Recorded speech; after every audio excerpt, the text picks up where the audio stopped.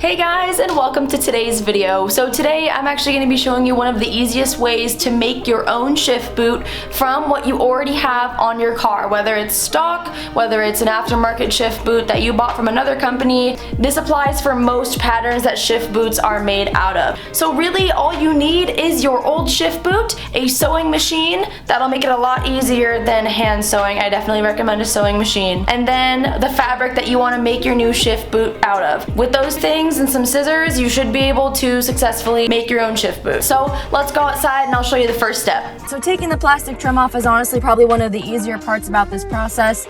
First thing you're going to want to do is take the shift knob off.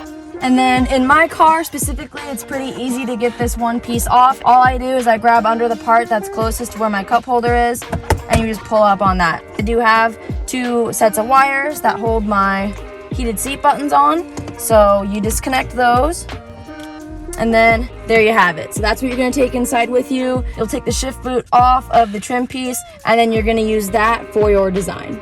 So now here's what you're stuck with. You're going to want to take the shift boot out of the console. Mine, for example, is snapped in here.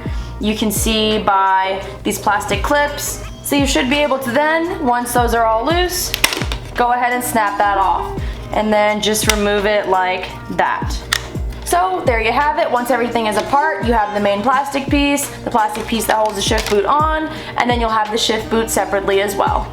So from that point, once you've got everything taken apart, you do pretty much have two options. You have the option to either one, break the seams on that and tear the pieces apart, or what I'm gonna do in this case, which I think will actually honestly be easier, is what I've done here is I've turned the shift boot inside out, and what I'm gonna do is I'm just gonna measure each side of the triangle and use that as my outline for the new fabric I'm gonna use. Like I said, this may work only for like 75 to 90% of the shift boots out there that exist. I don't know if there's anything like more complicated than this, but yeah, that's what I'm going to be doing for this one, is just measuring it. So another thing you might need is a measuring tape. You can use a regular industrial one, or you can use a sewing one if you have it. And then what you're going to do from there, I'm just going to measure each side of it, and that's going to be the outline for the new shift boot.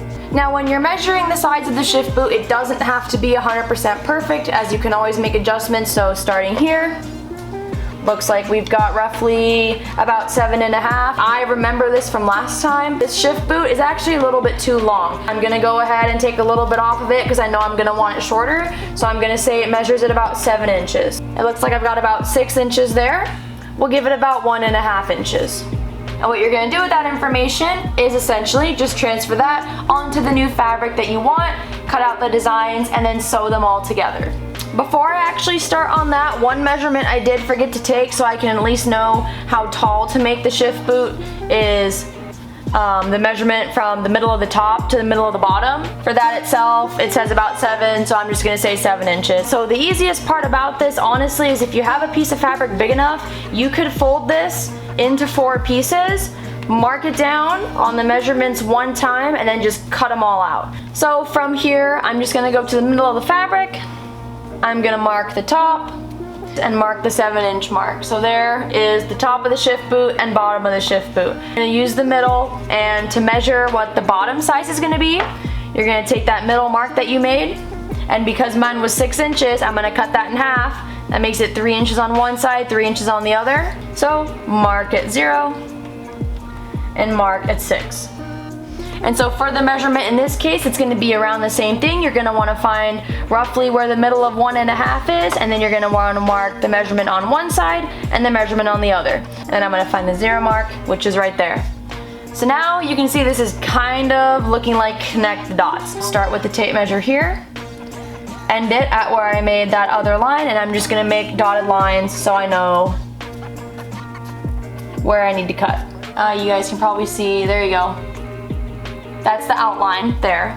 I don't have any pins, so I'm just gonna hold everything tight and then cut this full design out. You wanna make sure you're cutting through every single layer of fabric that you folded up.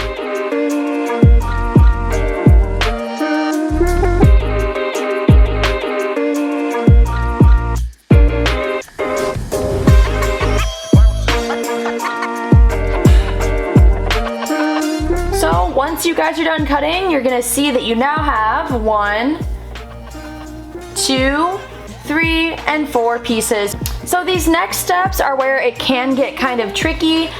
If you guys have a fabric that has a specific design or specific texture that's going to be on the outside, what you're going to want to do is to make sure that you're sewing this inside out. So all the design, when you're finished up, when you're done sewing, the actual pattern or texture that you guys have on the fabric is going to be what's on the inside of the cone or circle or design, whatever you have. It'll be on the inside of it when it's done.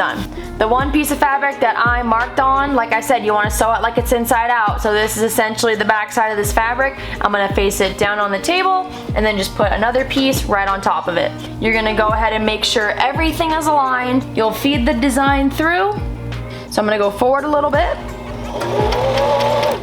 But then I'm going to go backwards a little bit too to go right back over that thread, just so I know I have like a knot right there. And then from there you can continue all the way down.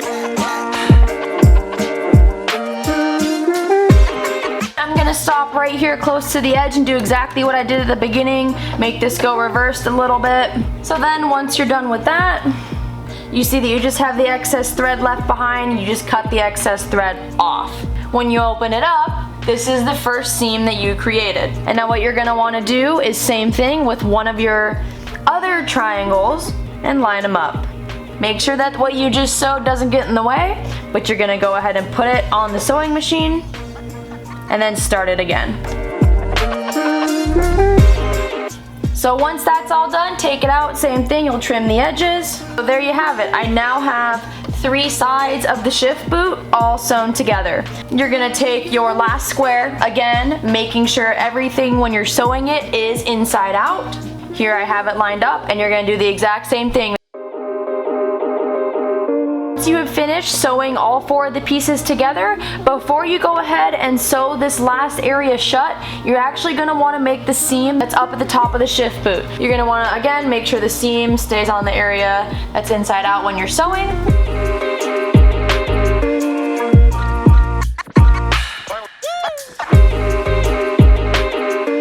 And there you have it. So now what you're gonna do once all the seams are done is the very last seam, and you're gonna wanna do it as evenly as you can, so same amount of like space from the edge on each one.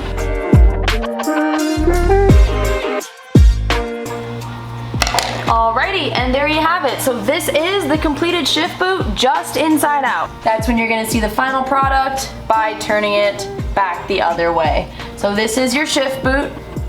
Any areas that you see on here with extra thread that you don't like, you can always cut off, but essentially this is the final design. Alright, so I went ahead and I steamed this out, so now there's no wrinkles in it. It literally is just the seams that I sewed together, and this is how it's going to sit on there. So you guys can kind of see how I'm holding it there. So now that I've got it in, I'm just snapping in all these sides. Now that that's all the way in, flip it over, and you have a shift boot.